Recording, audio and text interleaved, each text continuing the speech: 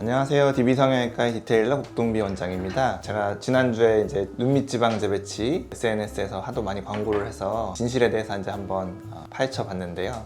수술 제대로 하는 눈밑 지방 재배치에 대해서도 하셔야 된다고 말씀드리면은 그거 어떻게 하는 거냐 이렇게 물어보시는 분들이 많으세요. 의사들 사이에서도 이 눈밑 지방 재배치를 뭐 디테일한 내용이지만 하는 방식이 약간씩 다르거든요. 그 눈밑 지방 재배치라는 것이 도대체 어떤 방식으로 하는 건지, 어떤 방식들이 있는지 한번 알아보도록 할게요. 가장 기초적으로 눈밑 지방 재배치가 뭐냐부터 말씀드려야 될 텐데, 안구를 받쳐주는 안화지방이라는 게 안구 밑에 이렇게 쿠션처럼 존재하게 돼요. 그게 막 안에 존재하게 되는데 그걸 경막이라고 하고요.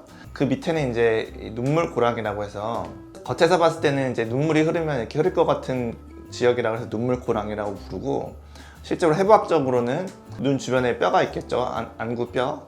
그 뼈의 아래쪽 경계가 이제 눈물고랑을 형성하고 있는데요. 약간 살이 한마디로 뼈에 약간 붙어 있어서 약간 들어가 보이는 그런 경계라고 생각하시면 돼요. 이 눈물고랑은 뼈에 딱 달라붙어 있는데 이 안화지방이 이 막이 약해지면서 앞으로 튀어나오는 그런 현상, 그게 눈밑 불룩이죠. 그러다 보니까 이 두 개의 어떤 높이 차이에 의해서 눈밑 지방 재배치를 해야 되는 상황이 생기는 거고요. 재배치를 할 때는 어떻게 하냐면 살을 한마디로 뼈에서 약간 떼어내죠. 일단 밑으로 한 1cm 정도까지, 뭐 적게는 한 8mm 정도까지 이렇게 박리를 하게 되는데 공간을 만든다는 거예요. 그 밑에 이제 1cm 정도 되는 지역에서 신경과 혈관이 나오는 구멍이 있거든요. 뼈에. 여기까지 가면 신경이 다칠 수 있으니까 이 지방을 이 눈물고랑 밑으로 이동시켜서 재배치를 하는 것이다.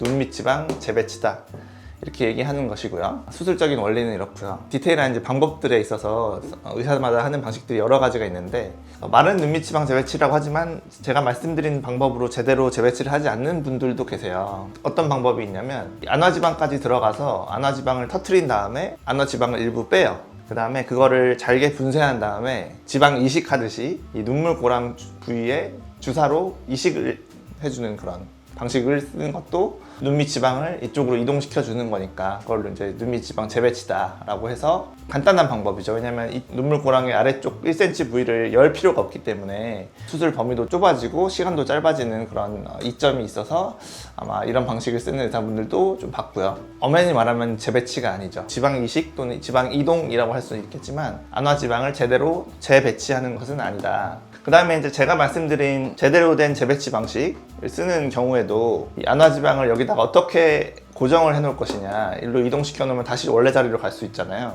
그 부분에 있어서 이제 여러 가지 방식들이 있는데 그림을 좀 그려봤어요. 이 점선 안에 갇혀 있어야 되는 지방이죠. 이 뼈에서 하방 한 1cm까지 공간을 만든다고 했죠. 그러고 나서 이 지방을 여기다가 이제 고정을 해서 다시 올라가지 않게끔 해줘야 되는데, 외부 고정을 하지 않고 내부에다가 고정하려는 방식이 있는데, 먼저 여기 골막에다가 실로 잘 묶어주는 방식이 있어요. 근데 이 방식은 그림상으로는 쉽게 설명될 수 있지만 실제로 수술하는 사람 입장에서는 결막 안으로 들어가서 굉장히 깊은 곳에 잘 안 보이는 곳에 박리한 가장 끝, 가장 골진 곳에다가 고정을 해야 되는, 실을 묶어야 되는 과정이 필요하기 때문에 상당히 좀 힘들어요. 쉽지가 않아요. 쉽지가 않다는 말은 뭐냐면, 뭐 안화지방이 우리가 원하는 목표 지역에 정확히 달라붙게 하기가 힘들다는 거예요. 의사가 뭐 쉽게 수술하고 고생하고의 문제가 아니라 이 지방이 여기 1cm까지 열어서 고정을 해야 되는데 여기서 한 2, 3mm 정도 뜰 수가 있다는 얘기죠. 안화지방 재배치가 제대로 된 게 아닌 거잖아요. 다시 올라갈 수도 있고요. 그리고 보통 이런 거는 이제 녹는 실로 하게 되는데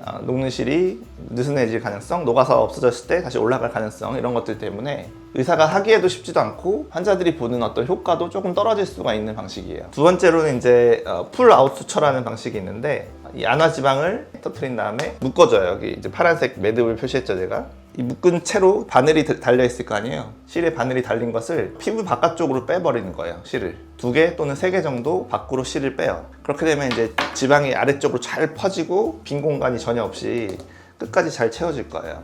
이 실을 여기다가 테이프로 이제 고정을 해두는 거죠. 지방이라는 것은 이제 연부 조직의 일부이기 때문에 일주일간 이 자리에 있게 되면 이 주변 연부 조직들과 달라붙게 돼 있어요. 유착이 된단 말이죠. 그러고 나서 이제 이 실을 일주일째 끊어줬을 때 원래 자리로 돌아가지 않고 그 자리에서 잘 유지가 된다, 재배치가 잘 된다, 이런 방식이 이제 풀 아웃 수처, 뭐 외부 고정이라고 말할 수도 있겠죠. 그래서 이런 두 가지 방식이 있고요. 또 한 가지 이제 이 두 가지 방식의 약간 중간쯤이라고 할 수 있는 방식을 어떤 한국 원장님이 개발을 하셔서 어떤 바늘을 개발하신 게 있던데, 엄밀히 말하면 내부 고정인데 약간 이 풀아웃 수처를 하는데 이 밖으로 실이 나가지 않는 그런 방식을 장시성을 가지신 원장님이 개발해서 장스 니들이라고 해서 바늘을 이용해서 이 고정을 하는 그런 방식도 있더라고요. 그거는 이제 바늘이 잠깐 나갔다가 다시 들어오면서 이쪽에 이제 매듭이 생기는 그런 개념인데, 코 옆에 일주일간 테이프가 있어야 되기 때문에 이런 이제 시간적 여유가 전혀 없으신 분들이 간혹 계시거든요. 일주일도 나는 여기다 테이프를 붙이고 있을 수가 없다. 뭐 짧으면 5일 정도에 떼기도 하지만 내부 고정 방식으로 어렵지만 골막 고정을 직접 하는 방법도 있고, 또는 장스 니들을 이용해서 내부 고정을 해드리는 방법도 있죠. 저도 이제 여러 가지 환자분의 상황에 따라서 여러 가지 방식을 다 해봤는데, 그 장스 니들이라는 것도 아주 뭐 획기적인 방법이고 아이디어가 굉장히 좋은 이제 방식인데, 바늘이 나갔다가 들어오면서 이제 근육이 걸려서 근육과 지방이 묶어진다라는 개념인데, 저 마지막 매듭을 짓는 과정을 해보니까 매듭이 아주 잘 시원하게 꽉 묶어지지는 않더라고요. 이 제한된 공간 안에서 매듭을 지어야 되는 거기 때문에 정말 시간적 여유가 없으신 분들은 어쩔 수 없이 그런 니들을 써서라도 내부 고정을 해드릴 수 있지만, 시간적 여유가 있으신 분들에 있어서는 풀아웃 수처를 선호하고 있고요.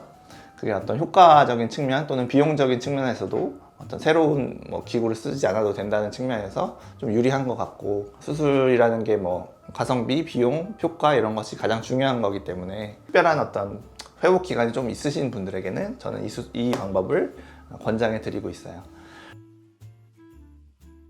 지금까지 이제 눈밑 지방 재배치의 원리나 어떤 방식, 내부 고정 방식, 외부 고정 방식 이런 것들에 대해서 이제 설명을 드렸는데, 이 의견은 이제 의사마다 다를 수 있고요. 다른 측면도 고려해서 이제 수술하는 방식이 다를 수 있는데, 제가 지금까지 10여 년간 이 눈밑 지방 재배치 수술을 하면서 느낀 바에 의하면 아직까지는 이런 방법이 있고, 그 중에서는 저는 풀아웃 수처 방식이 가장 효율적인 것 같다. 이렇게 정리하도록 하겠습니다. 지금까지 DB성형외과의 국동비 원장이었습니다. 감사합니다.